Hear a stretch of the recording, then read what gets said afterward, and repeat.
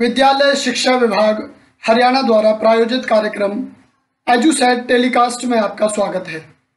आज की प्रस्तुति कक्षा 8वीं हिंदी की पाठ्य पुस्तक वसंत भाग 3 में संकलित कविता भगवान के डाकिए, कवि रामधारी सिंह दिनकर। प्यारे विद्यार्थियों, अपनी हरियाली से मंत्रमुग्ध करते पेड़ पौधे।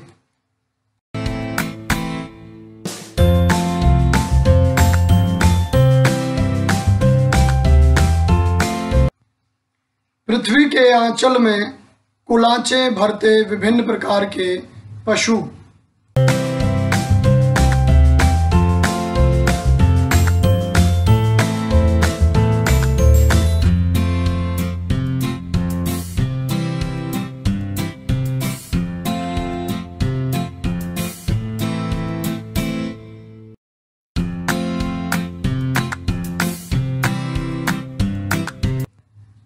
आसमान की ऊंचाइयों से होड़ लगाते रंग बिरंगे पक्षी।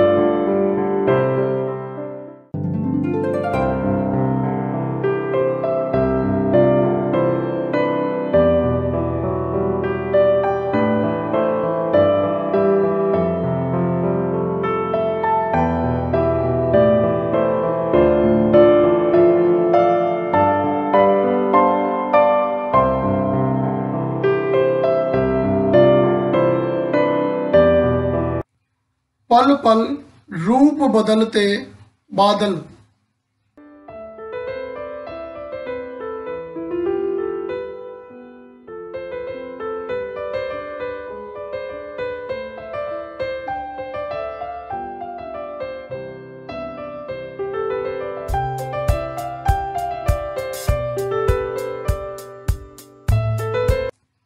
कल कल करती नदियां।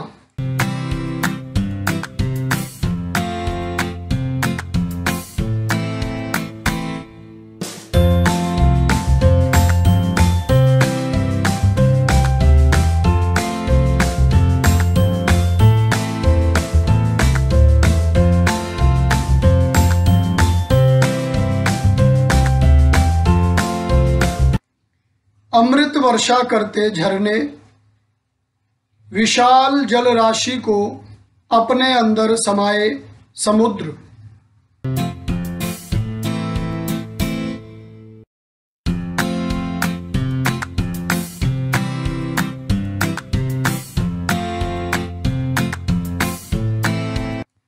सीना चौड़ा किए खड़े पर्वत।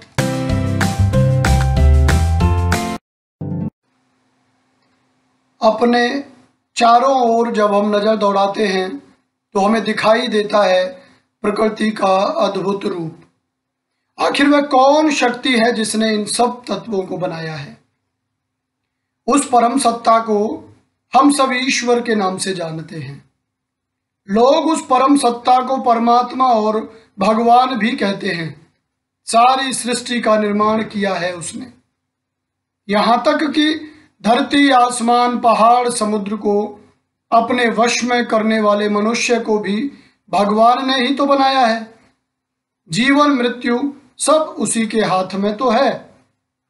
कठपुतली की तरह मनुष्य को अपनी अंगुलियों पर नचाती उस परम सत्ता से बात करना तो दूर, आज तक कोई उसे देख भी नहीं सका, परंतु उसके संदेश नियमित रूप से मनुष्य को प्राप्त होते रहते हैं। वह अपने संदेश भेजा करता है अपने विशेष डाकियों के द्वारा। डाकिए, डाकिए तो आप जानते ही हैं। हाँ, वही जो संदेशों को एक व्यक्ति से दूसरे तक पहुंचाता है। सुख दुख की खबरें इधर से उधर करने वाले व्यक्ति ही तो डाकिये कहलाते हैं। उन्हीं की तरह भगवान के भी अपने डाकिये होते हैं। वे डाकिये जो ईश्वर का संदेश मनुष्य मात्र को पहुंचाने का कार्य करते हैं। वे बताते हैं कि ईश्वर चाहता क्या है, मनुष्य को क्या करना चाहिए कि ईश्वर, प्रकृति और मनुष्य का सद्भावपूर्ण संबंध बना रहे। प्यारे बच्चों, कविता भगवान के डाकिये पढ़ने से पूर्व एक बात पूछना चाहूँगा। क्या इससे पहले कभी आपने रामधारी सिंह दिनकर का नाम सुना? मुझे लगता है कि आपने इनका नाम नहीं सुना होगा। तो क्यों ना सबसे पहले राष्ट्र कवि के नाम से विख्यात रामधारी सिंह दिनकर का परिचय आपसे करा दें। तो आइए जानते हैं राष्ट्र कवि रामधारी सिंह दिनकर जी के बारे में। दिनकर सूर्य को कहा जाता है। यथा नाम तथा गुण, नाम के ही अनुरूप तेजस्वी। रामधारी सिंह दिनकर जी का जन्म 23 सितंबर 1908 ईस्वी में गांव सिमरिया, जिला बेगूसराय, बिहार में हुआ। दिनकर जी जितनी अच्छी काव्य रचना किया करते थे, उतना ही अच्छा गद्य भी लिखा करते थे। उनकी राष्ट्रवादी कविताओं की लोकप्रियता ने ही उन्हें राष्ट्र कवि के रूप में स्थापित किया। छोड़ो मत अपनी आन शीश कट जाए, मत झुको अनय पर भले व्योम फट जाए। दो बार नहीं यमराज कंठ धरता है, मरता है जो वह बस एक बार मरता है। तुम स्वयं मरण के मुख पर चरण धरो रे, तुम स्वयं मरण के मुख पर चरण धरो रे। जीना है तो मरने से नहीं डरो रे, जीना है तो मरने से नहीं डरो रे। इस तरह की ओजस्वी वाणी में संपूर्ण भारत को राष्ट्रवादी चेतना से ओतप्रोत करने वाले दिनकर जी की महत्वपूर्ण रचनाएं उर्वशी, कुरुक्षेत्र, रश्मिरथी, हुंकार, परशुराम की प्रतीक्षा, संस्कृति के 4 अध्याय आदि। यदि दिनकर जी को मिलने वाले पुरस्कारों की बात करें तो भारतीय साहित्य के बड़े पुरस्कार ज्ञानपीठ पुरस्कार से उन्हें सम्मानित किया गया। उनकी काव्य रचना उर्वशी पर उन्हें ज्ञानपीठ पुरस्कार मिला। संस्कृति के 4 अध्याय नामक रचना पर उन्हें साहित्य अकादमी पुरस्कार से सम्मानित किया गया। दिनकर जी के साहित्यिक योगदान को देखते हुए भारत सरकार ने उन्हें भारत के तीसरे बड़े सम्मान पद्म भूषण से सम्मानित किया। भारतीय साहित्य के इस सूरज का अवसान 24 अप्रैल 1974 ईस्वी को हुआ। तो प्यारे विद्यार्थियों, आइए पढ़ते हैं राष्ट्र कवि रामधारी सिंह दिनकर जी की लिखी हुई कविता भगवान के डाकिये। पक्षी और बादल ये भगवान के डाकिये हैं जो एक महादेश से दूसरे महादेश को जाते हैं। हम तो समझ नहीं पाते हैं, मगर उनकी लाई चिट्ठियां पेड़ पौधे, पानी और पहाड़ बांटते हैं। इन पंक्तियों में कवि दिनकर जी ने पक्षियों और बादलों को भगवान के डाकिये बताया है।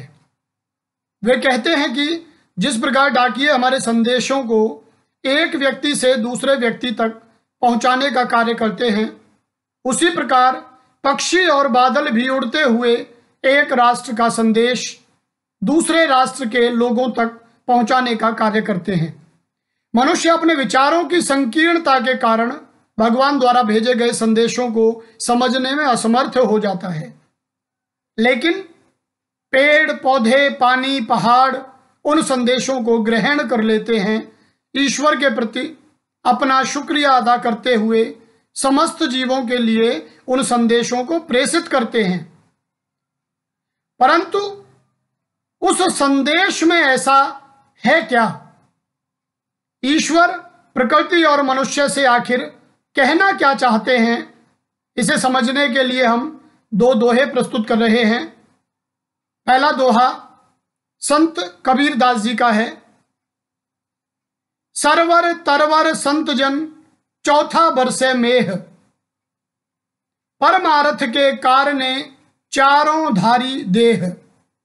सरवर तालाब, तरवर वृक्ष पेड़, और संतजन साधु या सज्जन व्यक्ति। चौथा मेह यानी बारिश को लिया गया है, बादलों को यानी वर्षा को लिया गया है। परमारथ माने दूसरों के कल्याण के लिए, दूसरों की भलाई के लिए, परोपकार के लिए इन चारों ने शरीर धारण किया है। अर्थात इन चारों का धरती पे होने का औचित्य ही यही है कि वे मानव कल्याण से जुड़े रहें। तो प्रकृति और सज्जनों के माध्यम से यह ईश्वर का संदेश कबीर दास जी स्पष्ट करते हैं। दूसरा दोहा है रहीम दास जी का। वे कहते हैं, तरवर फल नहीं खात है, सरवर पियहि न पान, कहे रहीम पर काज हित, संपत्ति संचहि सुजान। के जिस प्रकार तरवर अपना फल नहीं खाते, सरोवर यानी तालाब अपना जल ग्रहण नहीं करते, जल नहीं पीते, रहीम जी कहते हैं उसी तरह जो सज्जन व्यक्ति हैं अपनी संपत्ति का संचय भी अपने लिए न करके दूसरों के लिए करते। पर काज, पर माने दूसरे, काज माने काम, दूसरों के काम के लिए, दूसरों के कल्याण के लिए करते हैं। तो यहां भी ईश्वर का संदेश तरवर और सरोवर के माध्यम से रहीम जी मनुष्य पर आरोपित करते हैं। उनसे कहते हैं कि जिस प्रकार ईश्वर के संदेश का प्रकृति अनुपालन कर रही है, ऐसे ही आपको भी ईश्वर का संदेश पालन करना चाहिए। ईश्वर संदेश देना चाहते हैं कि सृष्टि में दूसरों के कल्याण की भावना, भाईचारे की भावना, सद्भाव, वसुधैव कुटुंबकम की भावना का प्रचार प्रसार हो। प्रत्येक व्यक्ति एवं समूह इसे अनिवार्य रूप से अपने गुणों में शामिल करे। हम तो केवल यह आंकते हैं कि एक देश की धरती दूसरे देश को सुगंध भेजती है और वह सौरभ हवा में तैरते हुए पक्षियों की पांखों पर तिरता है और एक देश का भाप दूसरे देश में पानी बनकर गिरता है। इन पंक्तियों में कवि दिनकर जी प्रकृति की वसुधैव कुटुंबकम, सारी वसुधा ही एक कुटुंब यानी परिवार है, की भावना पर प्रकाश डालते हुए मनुष्य की विचारों की संकीर्णता की ओर संकेत करते हैं। मनुष्य ने अपनी सीमाएं तय कर रखी हैं। स्वार्थ सिद्धि उसके लिए सर्वोपरि है। जातिवाद, संप्रदायवाद, रंगभेद आदि में वह मनुष्यता को भूल चुका है। पृथ्वी के एक मामूली से टुकड़े को ही वह सब कुछ मानकर संपूर्ण पृथ्वी की अवहेलना करता रहता है। परंतु पक्षी और बादल इस संकीर्ण भावना से मुक्त रहते हैं। उनके लिए कोई सीमा नहीं है। एक जगह जावेद अख्तर जी कहते भी हैं, पंछी नदियां पवन के झोंके, कोई सरहद ना इन्हें रोके। सरहद तो इंसानों के लिए है, हमने और तुमने क्या पाया इंसान होके। सारी पृथ्वी उनका क्रीड़ा स्थल और कर्म क्षेत्र है। एक जगह के फूलों की खुशबू पक्षियों के पंखों पर तैरती हुई दूसरी जगह तक बिना बाधा के पहुंचती रहती है। एक देश का भाप पानी बनकर बादलों पर सवार दूसरे देश की धरती पर बरसता रहता है। पेड़, पानी, बादल, पहाड़ संपूर्ण धरती को अपना घर समझते हैं और किसी भी तरह का भेदभाव न करने का संदेश देते हैं। प्यारे बच्चों, हम पढ़ रहे थे रामधारी सिंह दिनकर जी की मनुष्यता को पोषित और प्रेरित करती कविता भगवान के डाकिए। आइए इस कविता से संबंधित कुछ प्रश्नों पर विचार विमर्श करते हैं। पहला प्रश्न है, कवि ने पक्षी और बादल को भगवान के डाकिए क्यों बताया है? स्पष्ट कीजिए। तो प्रश्न आपने पढ़ लिया। अब देखिए, किसी भी डाकिए अथवा संदेश वाहक के पास यह योग्यता तो अवश्य होनी चाहिए कि वह निर्बाध रूप से कहीं भी आवागमन कर सके। यदि वह डाकिया है तो उसे रोकने टोकने वाला कोई ना हो। पक्षी और बादल बिना किसी देश की सरहद को माने, बिना किसी भेदभाव के एक स्थान से दूसरे स्थान, एक देश से दूसरे देश आ जा सकने की योग्यता रखते हैं। इसलिए कवि इन्हें भगवान के डाकिए बताता है। दूसरा प्रश्न, पक्षी और बादल द्वारा लाई गई चिट्ठियों को कौन कौन पढ़ पाते हैं? सोचकर लिखिए। पक्षी और बादल द्वारा लाई गई चिट्ठियों को पेड़, पौधे, नदी, झरने, पहाड़ आदि जितने भी प्रकृति के तत्व हैं वे सभी उन्हें पढ़ पाते हैं, जबकि मनुष्य विचारों की संकीर्णता के कारण उन संदेशों को समझ नहीं पाता। आइए तीसरे प्रश्न की ओर बढ़ते हैं।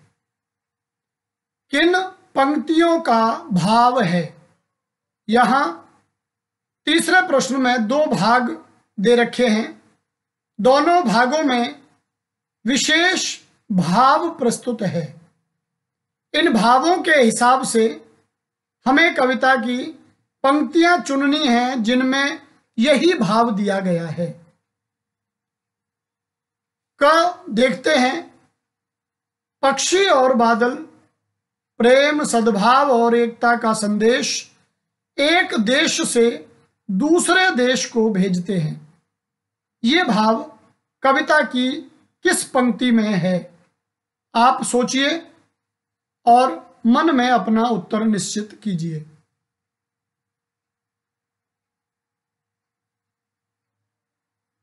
आपने अपना उत्तर निश्चित कर लिया होगा। पहले भाग में जो भाव है वह हमें इस पंक्ति से प्राप्त होता है। पक्षी और बादल यह भगवान के डाकिए हैं जो एक महादेश से दूसरे महादेश को जाते हैं। देखिए, प्रकृति देश देश में भेदभाव नहीं करती। एक देश से उठा बादल दूसरे देश में बरस जाता है। यह भाव कविता की किस पंक्ति से है? आप विचारिए और मन में अपना उत्तर निश्चित कीजिए।